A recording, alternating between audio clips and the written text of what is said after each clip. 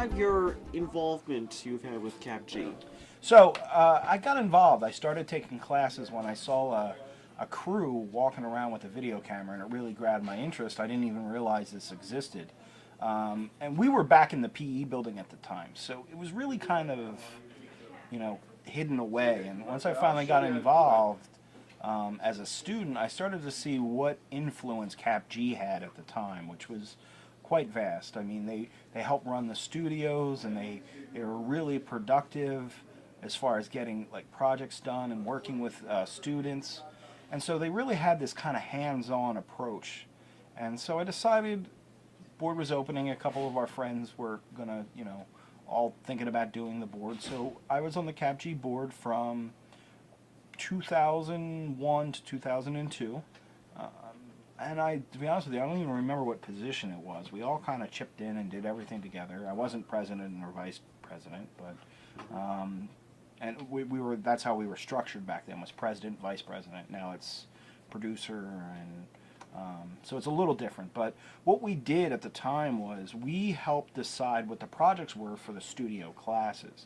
Studio classes were your 1 credit lab, and you had to take 4 of them throughout your 2-year period. But you would take these classes, and we would put together like a news magazine show. The board was designed with figuring out how to go ahead and structure the thing, what crews got what assignments, what those assignments could be. We were also in charge with handling the anchors crew, which we didn't have a working TV studio at the time, so all of our stuff was shot on locations, and we decided to do different locations each time. So we would have to pack up a lot of equipment and record our anchors. And so our crew for studio was the anchors crew, and it was the glue that tied everything together.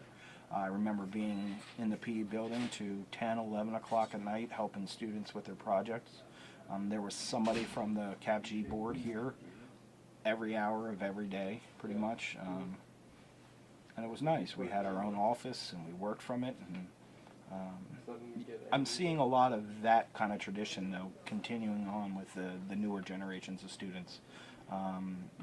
Rob, who's doing this interview, has done a great job, and there's, Danny. They're really, I'm starting to see CAPG like I saw it when I was a student, and I'm really glad to see that. So. And this news magazine was The Buzz, correct? Basically, we did The Buzz, but we didn't have the distribution like we have today. There was no such thing as YouTube. There was no such thing as really any like outlet that we could really put the show on. It aired on monitors around the campus, and it was basically VCRs set on a loop, and that's how our show aired at the time. None of this, internet couldn't really handle a lot of video back then, and YouTube wasn't around and stuff like that, so there's a lot more opportunity for stuff to get seen today, which I think is a big improvement. And so, over the years that you have been involved with it, first of all, tell me how you became a technical services, one of the people running tech services.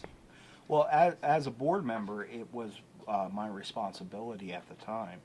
So we were in the PE building. Tech services was a lot smaller, but it was pretty much student run.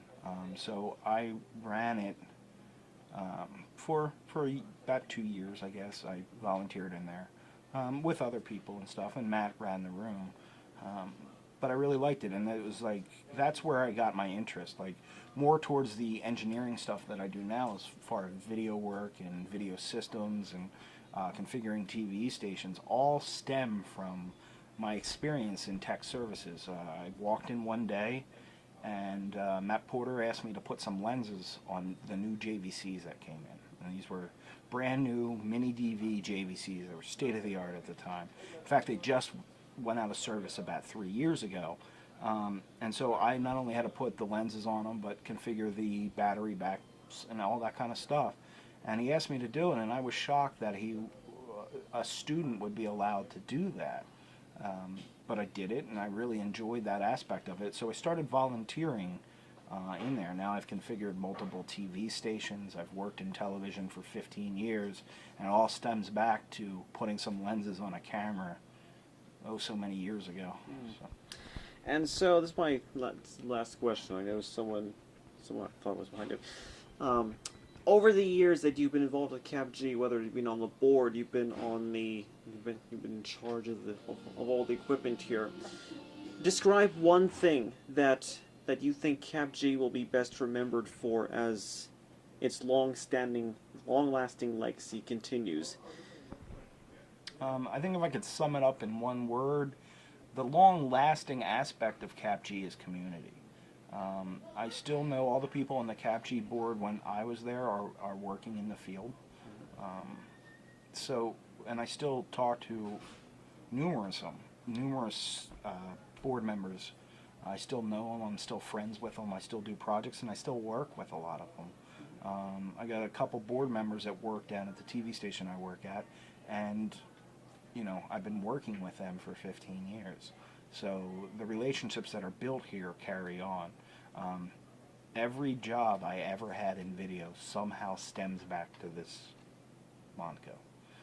Whether it's through somebody I knew here, got the job through here, or people I worked with hire me that were students here, and I think that's something to be said for that.